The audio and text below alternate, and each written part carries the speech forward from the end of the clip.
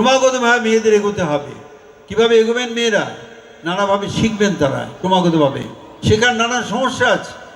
খবরের কাগজ পড়লে ভয় হয়, আজকে বোধহয় আবার কোনো মেয়ের উপর অত্যাচার হয়েছে, তার খবর হয়তো বেরোবে, তার জন্য আমাদের লজ্জা হয়।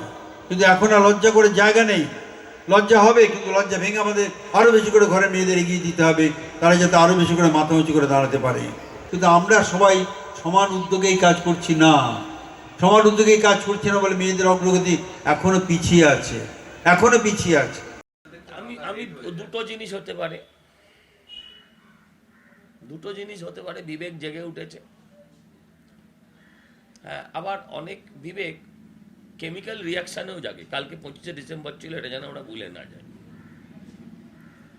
কালকে 25শে ডিসেম্বর ছিল, হ্যাঁ, এটা যেন ভুলে না যাই। ওনার কি কেস ছিল আমি বলতে পারবো না, কিন্তু এই বিবেক কত ঘন্টার জন্য এই বিবেক, হ্যাঁ, সেটা আমাদের দেখতে হবে।